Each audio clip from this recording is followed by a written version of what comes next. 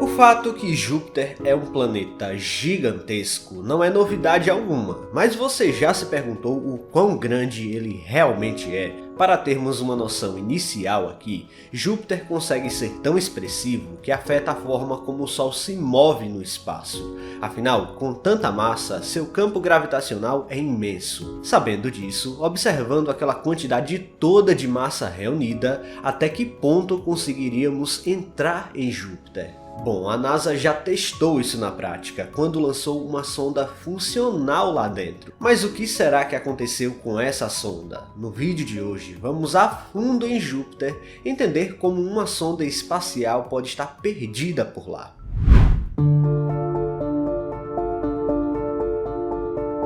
Imaginar as profundezas de um planeta tão complexo como Júpiter não é uma tarefa fácil. Imagine só um amontoado de gás que vai ficando cada vez mais denso à medida que a profundidade aumenta. Pois é, esse é Júpiter em sua mais simples essência. Na prática, Júpiter possui quase 140 mil quilômetros de diâmetro, o que significa que para chegar até o núcleo precisamos atravessar cerca de 70 mil quilômetros de sua atmosfera incrivelmente densa. Chegando lá, os astrônomos acreditam que encontraríamos um objeto sólido de ferro e níquel, várias vezes mais massivo que a Terra. Nos arredores do núcleo, encontramos uma região rica em hidrogênio, só que esse hidrogênio nem sempre se apresenta na forma gasosa. Devido às altas pressões e temperaturas, o hidrogênio assume uma exótica forma de hidrogênio metálico, assemelhando-se a um metal líquido como o mercúrio fica na temperatura ambiente.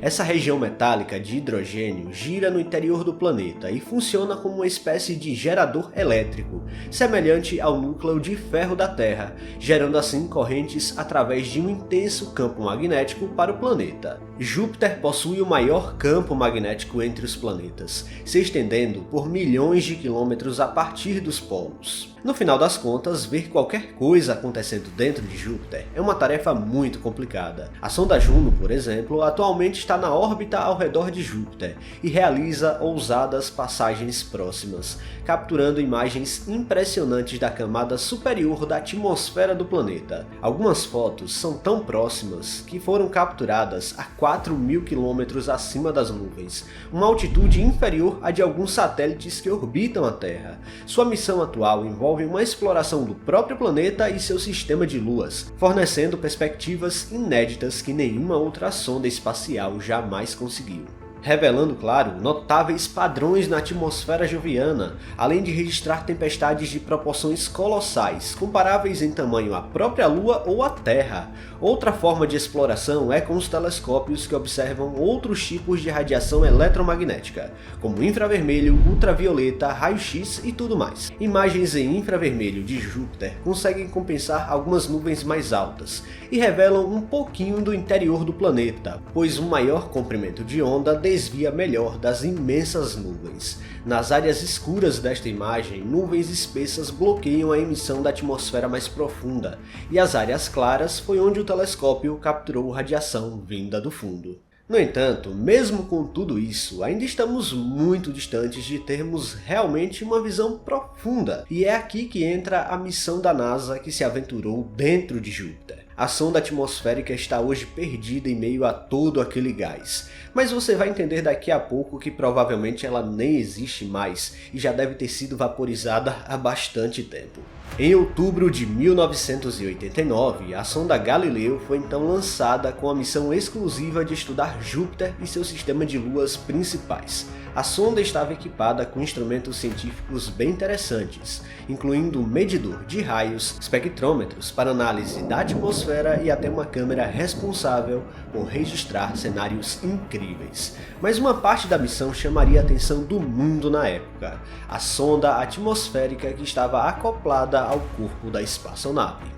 Para começo de conversa, é muito provável que a sonda não exista mais da forma como a NASA construiu. Se você pensar somente nas entradas atmosféricas que ocorrem aqui na Terra, já vemos como um verdadeiro estrago pode acontecer, principalmente se a espaçonave em questão não for adequadamente preparada para aguentar as altas temperaturas. A sonda atmosférica da Galileu era muito bem projetada, principalmente para chegar onde nenhuma outra sonda jamais tinha chegado. A sonda, que pesava 337 kg, estava preparada como um super paraquedas capaz de atrasar essa queda, fazendo com que ela pudesse operar por incríveis 58 minutos. No entanto, quando ela desceu e atingiu uma pressão atmosférica equivalente a 22 atmosferas terrestres, o transmissor simplesmente parou de funcionar. Basicamente, a sonda conseguiu atravessar cerca de 180 km na atmosfera de Júpiter, realizando as medições e enviando os dados de volta para a Terra. A própria NASA já sabia que essa missão era de fato sem retorno, uma vez que a sonda registrou temperaturas incrivelmente elevadas, chegando a 16.000 graus Celsius, levando em consideração que a velocidade de entrada na atmosfera de Júpiter foi de 170.000 km por hora, e o arrasto do ar joviano foi muito intenso. Quando o paraquedas foi aberto, a sonda experimentou uma desaceleração tão intensa que chegou a enfrentar forças gravitacionais mais de 350 vezes superiores às da superfície da Terra. Mesmo em sua viagem de aproximação, os dados já começaram a ser impressionantes, pois a sonda atmosférica da Galileu descobriu um forte cinturão de radiação milhares de quilômetros acima do topo das nuvens, registrou ventos supersônicos de até 2.300 km por hora e também encontrou menos atividade elétrica de raios, menos vapor de água do que o esperado e metade do hélio que se esperava encontrar na alta atmosfera joviana. A sonda demonstrava pela primeira vez na história da exploração espacial como era estar perto de Júpiter. A sonda atmosférica não levava câmeras devido à largura de banda para a transferência de dados, que era bem precária, e não iria conseguir transmitir dados tão complexos como fotos.